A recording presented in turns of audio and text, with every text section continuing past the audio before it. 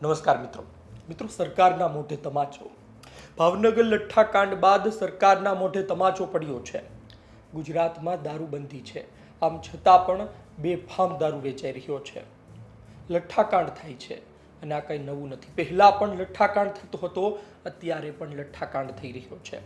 આ લઠ્ઠાકાંડ પર રોક નથી લાગતી અને એવો તાલુકો એક બતાવે કે જ્યાં દારૂ ન મળતો હોય, એક જિલ્લો તેવો ઘોષિત કરે કે જ્યાં જડબે સલાક દારૂબંધી હોય. ખાખી અને ખાદી બદનામ થઈ ચૂકી છે.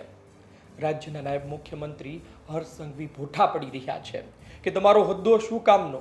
ગુજરાતમાં બેફામ દારૂ વેચાઈ રહ્યો છે, ચિક્કાર દારૂ વેચાઈ રહ્યો છે અને તમે અલગ અલગ કાર્યક્રમોમાં જઈ મોટી મોટી વાતો કરો છો.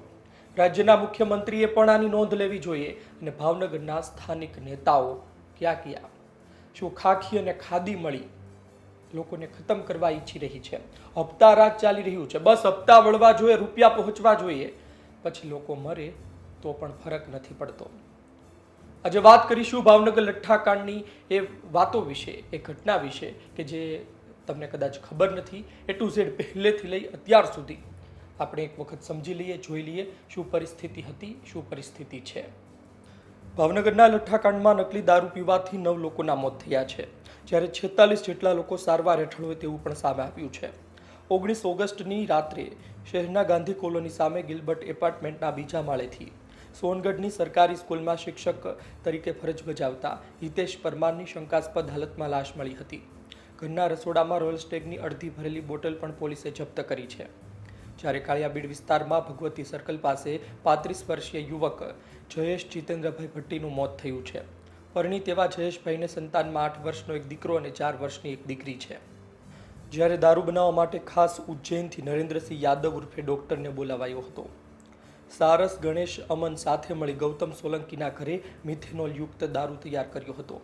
ઝેરી દારૂ બનાવનાર નરેન્દ્રસિંહ યાદવે પણ પોતે બનાવેલો દારૂ પીધો હતો અને બીજા જ દિવસે તબિયત લથડતા સારવાર માટે હોસ્પિટલ ખસેડાયા અને ત્યારબાદ તેનું મોત થયું. જિલ્લામાં સ્થિતિ એવી વણસી છે કે બોટાદ અને અમરેલીથી 100 પોલીસ કર્મચારીઓને બંદોબસ્તમાં તૈનાત કરાયા છે. તો આપણે એક વખત મૃતકોના નામ પણ જોઈ લઈએ, ત્યારબાદ આપણે આગળ વધતા એ સુધી જઈશું કે જ્યાં દારૂ કઈ રીતે બનાવવામાં આવ્યો હતો, કઈ રીતે વેચવામાં આવ્યો હતો અને કઈ રીતે મોત થયા. મૃતકના નામ: ઉપેન્દ્રસિંહ ગોહિલ, ખરકડી, ઘોઘા તાલુકા; કનકસિંહ ગોહિલ, ભાવનગર; કાર્તિક મકવાણા, તળાજા રોડ, ભાવનગર; નરેન્દ્રસિંહ યાદવ, ઇન્દોર, મધ્યપ્રદેશ; ઘનશ્યામસિંહ જાડેજા, કાળિયાબીડ, ભાવનગર; હિતેશ પરમાર, વિદ્યાનગર, ભાવનગર; જયેશ ભટ્ટી, કાળિયાબીડ, ભાવનગર. હાલ કેટલા દર્દીની સારવાર ચાલી રહી છે, સ્થિતિ શું છે? તો હાર્દિક કિલાજી ભાવનગરના છે, BIMS હોસ્પિટલમાં છે, સ્થિતિ ગંભીર કહેવામાં આવે છે. વિશ્વરાજસિંહ ગોહિલ પણ છે, જેની સ્થિતિ હાર સ્થિર કહેવામાં આવે છે. હરપાલસિંહ ગોહિલ છે, જેની પણ સ્થિતિ સ્થિર કહેવામાં આવે છે. સુધીરભાઈ રાવલ છે, જેની સ્થિતિ ગંભીર કહેવામાં આવે છે. હિતેશભાઈ જોશી છે, વેન્ટિલેટર પર છે. અબ્દુલ સમીન ખાન છે, જે ICUમાં છે. કપિલ દેવ મુરારી છે, જે પણ ICUમાં છે. અજય દિહોરા છે, જે પણ ICUમાં છે. ભાવિન પરમાર છે, જે વેન્ટિલેટર પર છે. ધનેશભાઈ ગમારા છે, જે ICU પર છે. બળદેવસિંહ ગોહિલ છે, સ્થિર છે. રવિ રાઠોડ, સ્થિર સ્થિતિ છે. હર્ષદ રાઠોડ, સ્થિર સ્થિતિ છે. જશવંતસિંહ ગોહિલ, સ્થિર સ્થિતિ છે. બળદેવસિંહ ગોહિલ, સ્થિર સ્થિતિ છે. બોઘાભાઈ ગોહિલ, સ્થિર સ્થિતિ છે. લાલભાઈ બારૈયા છે, જેની પણ સ્થિર સ્થિતિ છે. પ્રહલાદસિંહ ગોહિલ છે, જેની પણ સ્થિતિ સ્થિર છે. અવિનાશ પરમાર છે અને હરેશ ઠાપા જામની પણ સ્થિતિ સ્થિર છે. કઈ રીતે દારૂ બનાવ્યું એ વાત પર જતા પહેલા એક વખત એ પણ જોઈ લઈએ વચ્ચે કે ઘટનાક્રમ શું રહ્યો છે 16 ઓગસ્ટ થી લઈ 19 ઓગસ્ટ વચ્ચેનો. ભાવનગર લઠ્ઠાકાંડમાં ક્યારે શું થયું? 16 ઓગસ્ટ રાત્રે ઘોઘાના ખરકડીની સીમમાં દારૂ પાર્ટી થઈ. 18 ઓગસ્ટ પાર્ટી આપનાર ઉપેન્દ્રસિંહ ગોહિલનું મોત થયું. નકલી રોયલ સ્ટેગ પીધાનો ઘટસ્ફોટ થયો. રાજ્યના નાયબ મુખ્યમંત્રી સંઘવીએ અમદાવાદમાં DGP સાથે બેઠક યોજી. SMCના SP મયુર ચાવડાને ભાવનગર દોડાવ્યા. 19 ઓગસ્ટ દારૂ પીનારા વધુ 5 લોકોના મોત થયા. SPએ ગૃહ વિભાગને અંધારામાં રાખતા DGPએ ગંભીર નોંધ લીધી. મુખ્ય બુટલેગર ગૌતમ સોલંકી સહિત 21 શખ્સ સામે FIR દાખલ થઈ. ભાવનગરના 5 પોલીસ કર્મચારીઓ સસ્પેન્ડ થયા.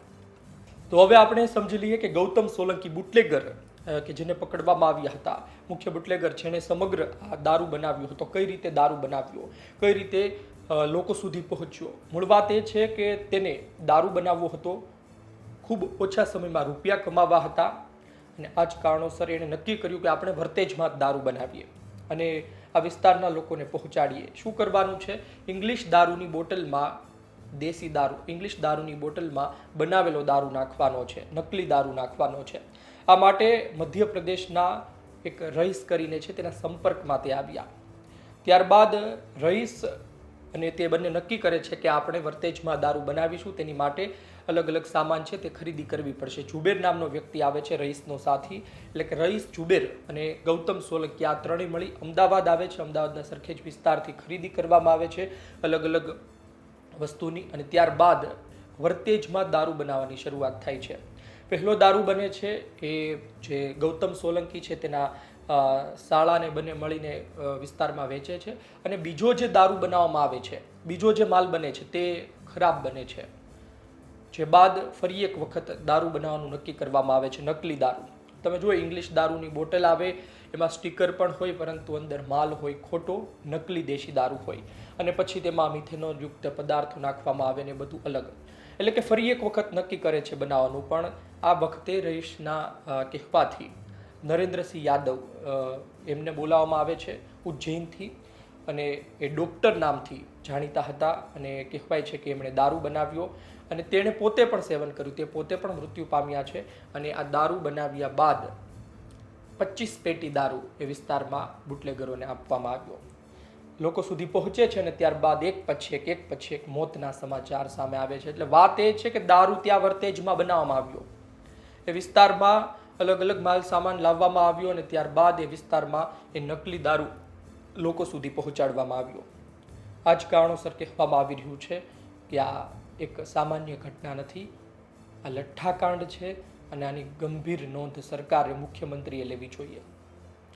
ત્યાં સુધી આ સામાન કઈ રીતે પહોંચ્યો? આ બુટલેગરો શું પોલીસના સંપર્કમાં નહોતા? બુટલેગરો શું કરી રહ્યા છે? આ બુટલેગરો દારૂ વહેંચી રહ્યા છે, પહેલો જે દારૂ વહેંચી નાખ્યો એ લોકોએ, ત્યારે શું પોલીસ કર્મચારીઓને માહિતી ન મળી? અરે આ તો અલગ વાત છે, કેટલા દેશી દારૂના અડ્ડાઓ ચાલતા હોય છે, આમ છતાં પણ પોલીસ કર્મચારીઓ આ ખાડાકાન કરે છે. એની પાછળનું કારણ હોય છે રૂપિયા.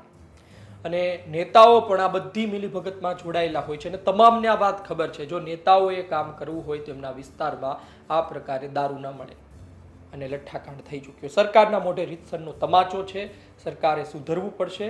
નાયબ મુખ્યમંત્રી હર્ષ સંઘવીએ કડક કાર્યવાહી કરવી પડશે અને ફક્ત વાતો નહીં, ગ્રાઉન્ડ પર પરિણામ લાવવું પડશે. આપનો અભિપ્રાય કોમેન્ટ બોક્સમાં લખજો. મોત વધી રહ્યા છે, 5થી પણ વધુના મોત થઈ ચૂક્યા છે. ઘણા લોકો 9 સુધીની વાત કરી રહ્યા છે.